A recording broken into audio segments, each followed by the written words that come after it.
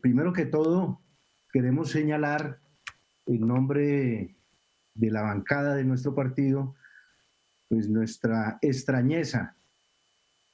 en el sentido de que se viole flagrantemente la Constitución por parte del presidente Duque al autorizar el arribo de estas tropas para que se involucren en operaciones supuestamente de lucha contra el narcotráfico. Y decimos supuestamente porque por la propia experiencia nuestra sabemos que esa política o la denominada guerra contra las drogas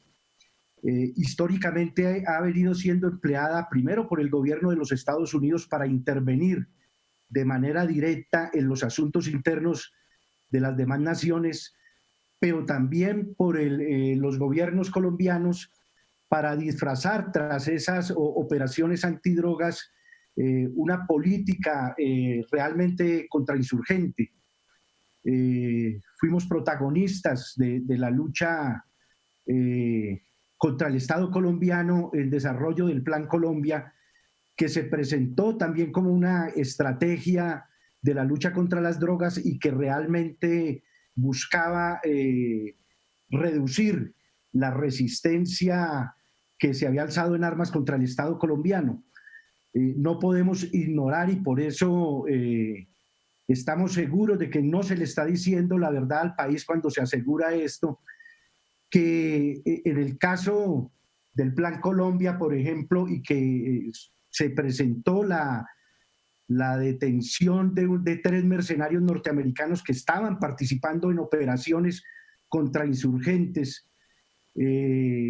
Se había argumentado también que estas personas no venían a participar en operaciones de contrainsurgencia. No fue casual que en el derribo de esa aeronave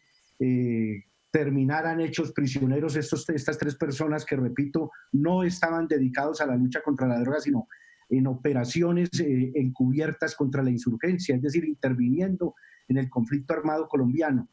Por eso consideramos que las explicaciones que se han dado, bueno, primero que la sorpresa que se conozca, digamos, la presencia de estas tropas, no a través del gobierno colombiano, sino de la embajada norteamericana, lo que de por sí ya es un insulto para nuestra soberanía, para nuestra independencia como nación. Y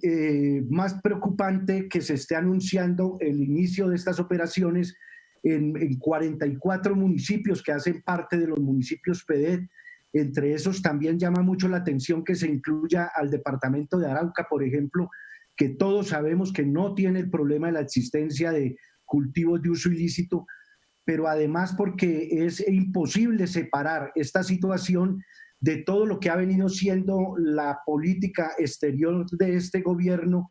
que ha tomado como uno de sus pilares el desconocimiento de principios elementales del derecho internacional, entre esos la no injerencia e intervención en asuntos de otro gobierno. Hemos conocido nomás el día de hoy el pronunciamiento que ha hecho la Procuraduría General de la Nación en el sentido de iniciar una investigación disciplinaria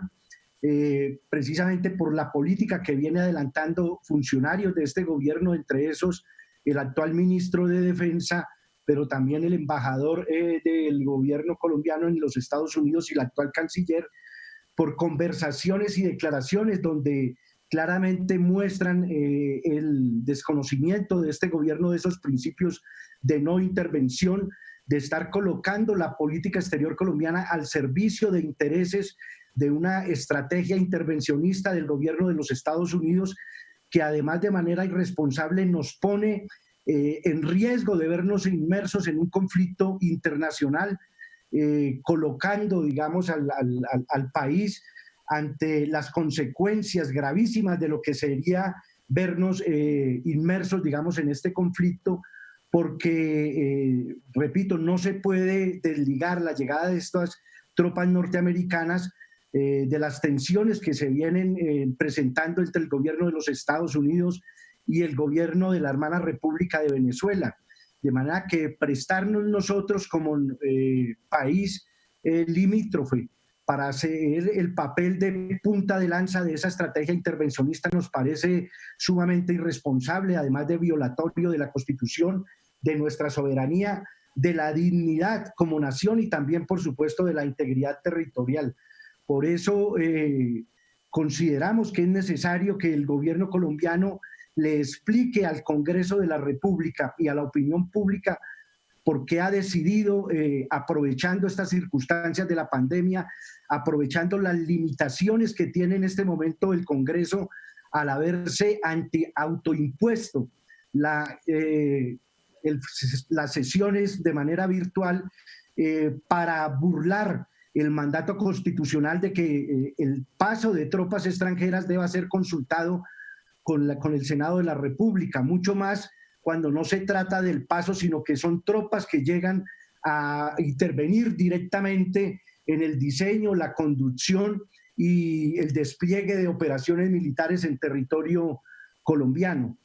Por eso hacemos eco aquí también del llamado que ha hecho el magistrado Álvaro Namen, presidente del Consejo de Estado, para que el gobierno colombiano explique claramente el por qué esa decisión autoritaria de desconocer las atribuciones y las funciones del